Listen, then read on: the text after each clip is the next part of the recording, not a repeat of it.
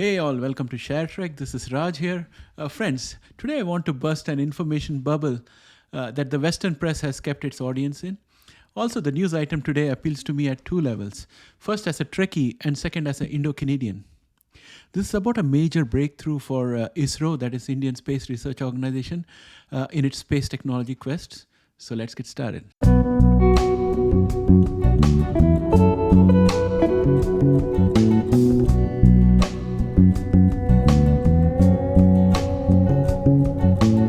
Welcome back, friends. Please indulge me with this particular video because this is very close to my heart, because I'm very interested in space technology, and I watch all the space expeditions that are taking place, the efforts to put a base in Mars, and also the efforts to send Artemis around orbit around the moon and so on.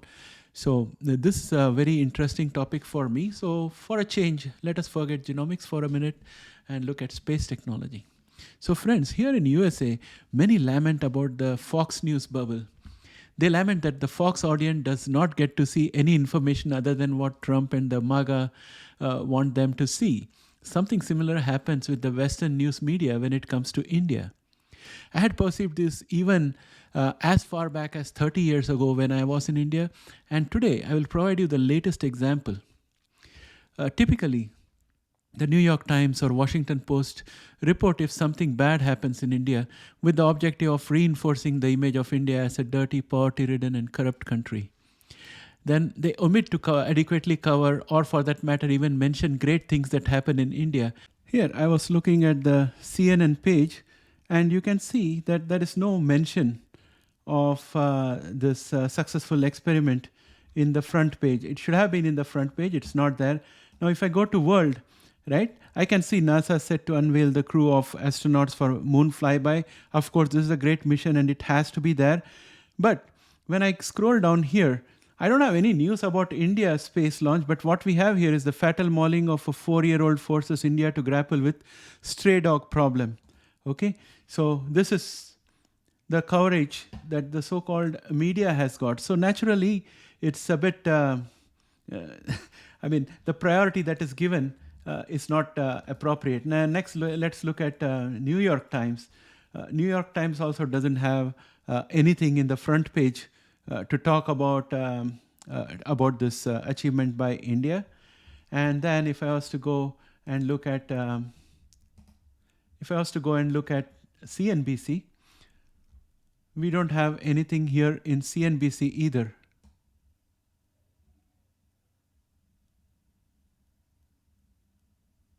No, it's not there. It's not in the latest news. This happened just Sunday morning, that is this morning in India, and India is ahead of us. So it's almost more than 20 hours since the re-entry took place, and it's not there anywhere.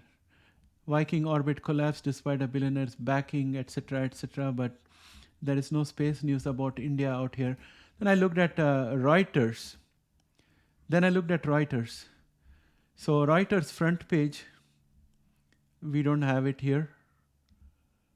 So it's basically not a front page news as far as Reuters is concerned. And if we were to go to India, we have Rahul Gandhi to appeal jail sentence. And then we have India regulator probing some Adani offshore deals. India exports export curbs on gasoline. Former All India rounder Durrani dies. 36 dead, 16 hurt after roof collapse. It's not there. So this is the editorial priority of Reuters and basically the Western media. And that's the reason, my friends, I thought I'll make this video, because I have a very, very small platform. We have just around 3,000 subscribers, and which means that I have at least 1,500 odd international subscribers. And I thought I'll just pierce this bubble for you guys today. Please indulge me and watch this video to its end. And the story goes as follows. In January 2012, the design of ISRO's reusable launch vehicle was approved by the National Review Committee, and clearance was granted to build the vehicle. The vehicle was named Reusable Launch Vehicle Technology Demonstrator, or rlv-td, where TD stands for Technology Demonstrator. ISRO aims to bring down the cost of payload delivery to low Earth orbit by 80% from the existing approximately $20,000 per kilo to somewhere around $4,000 per kilo. And that has a lot of interesting appeal because smaller organizations will now be able to afford to send payload to space. Students and universities could now afford to send payloads to space. So all these things are a net positive for the economy. Over and above that, India has got ambitions of sending space missions to moon and other places. And this makes the launch less expensive because now they can have a reusable launch system. So that's the significance.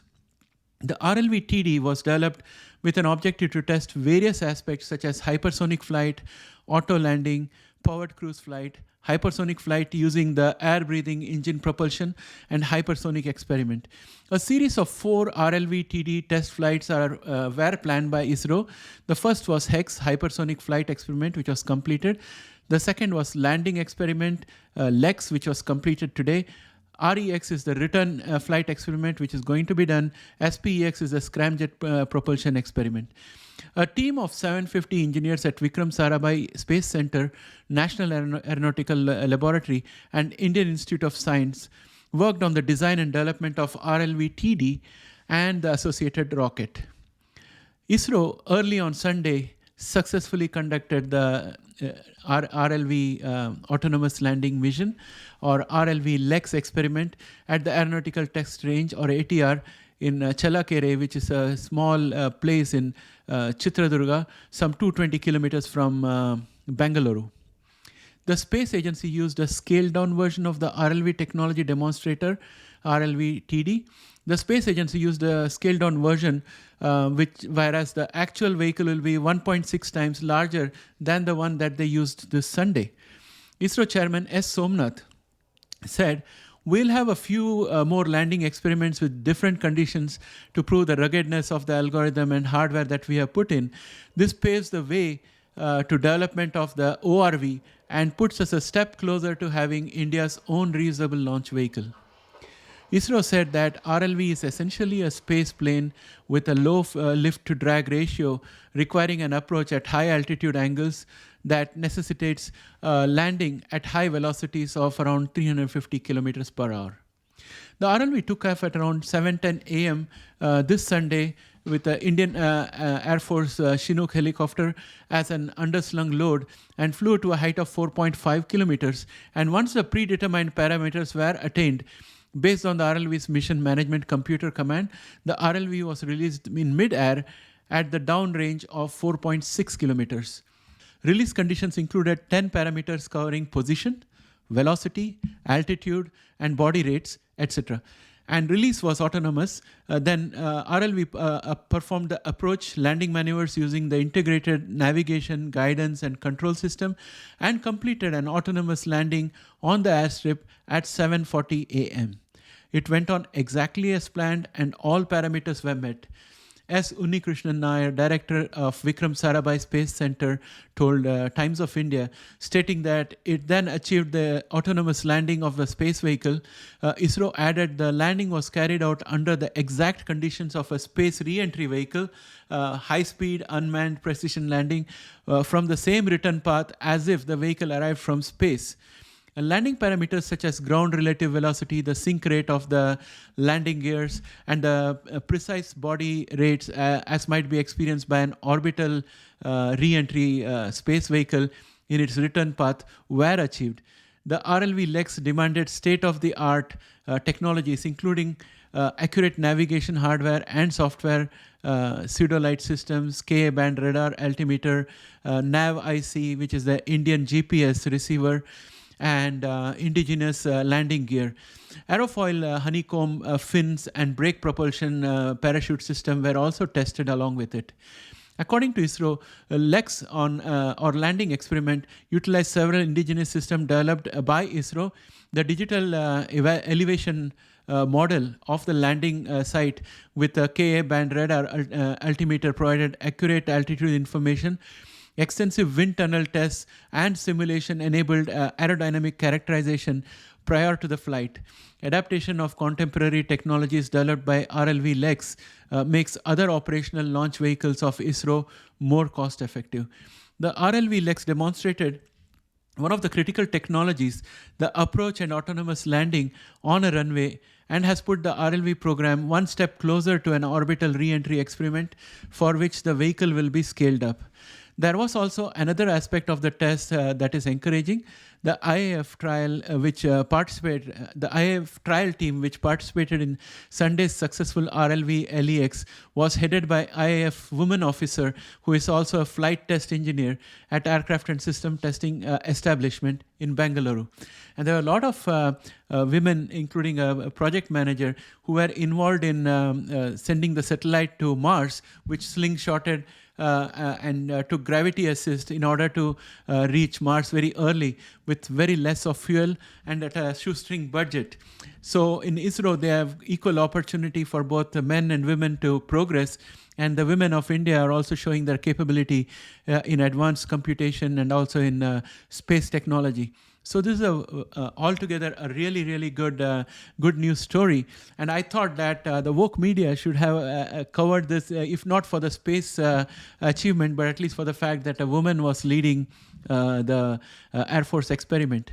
So in OR, or Orbitary Re-entry Experiment, which is the next stage, a wing body called Orbital Re-entry Vehicle will be taken to an orbit by an ascent vehicle delivered from the existing GSLV and PSLV stages. So GSLV is Geostationary Satellite Launch Vehicle, PSLV is Polar Satellite Launch Vehicle. These are existing rocket systems which are used to deliver commercial payloads successfully and reliably. So their stages will be used to deliver the ore and to stay in orbit for a stipulated period of time and then re-enter and land in a runway autonomously with a landing gear. So that's the next experiment. Before the RLV-LEX, ISRO had done rlv-td HEX-01 or hypersonic experiment mission, in which it validated autonomous navigation, guidance and control, reusable thermal protection system, and re-entry mission management. Now that LEX is done, ISRO will need to integrate both for the ORE, and it will be a scaled up full-size model, full-size vehicle. It will be the prototype, and it will actually be taken to space, and it will orbit in space for a while before it does the landing using all the systems that were tested today on Sunday. And the original test was carried out on May 23rd, 2016, and the RLV-td HEX was a 770-second suborbital flight and designed to land on sea. The experimental mission saw the HS-9 solid rocket booster carrying rlv-td to a height of about 65 kilometers from where the vehicle began the descent, followed by atmospheric re-entry at around Mach 5. And ISRO, which has been working on this technology for more than a decade, decided to develop it primarily to address the cost and time issue. The cost of access to space is a major deterrent in space exploration and space utilization. A reusable launch vehicle is the unanimous solution to achieve low cost, reliable and on-demand space access. And that's why ISRO is working on this priority. However, mastering this technology will provide multiple other benefits, including in development of different types of launch vehicles, space transportation and so on. While the ORE, which is the Orbital Re-entry Vehicle, will be a major milestone, the RLV-td is only a technology demonstrator, and the development of an actual reusable launch vehicle will take more time. And the reason being that right now, all the parameters and technology has been tested in a scaled down model. It has to be scaled up to 1.6 times and then tested again. So that is one step. And the second step is the rocket on which it's going to be there. So there will be a first stage rocket on top of which we'll have the ORE. The first stage rocket is expected to take it to a particular altitude, after which it will detach from the ORE, and ORE will fire its own rocket and go further up in order to release the satellites and deliver the payload. And the first stage rocket will come down and land on its own at a predetermined location. So that first stage experiment, which is again very critical and very complicated, will also have to be completed. So there is a way to go, but still, considering the fact that India has a shoestring budget for space technology. They have been able to develop everything indigenously and achieve this milestone. It's a very big feat indeed. So friends, that's the story I wanted to tell you, something that you would not have found if you are not tuning into this channel, because it's not there on any of the other media that I have seen. Various nations are advancing space technology, and soon we will be an interplanetary species. I hope that it happens in my lifetime. And friends, please do not hesitate to press a like if you liked this video, and if you have not subscribed, please subscribe and help grow the channel. Thanks and have a great day. Bye for now.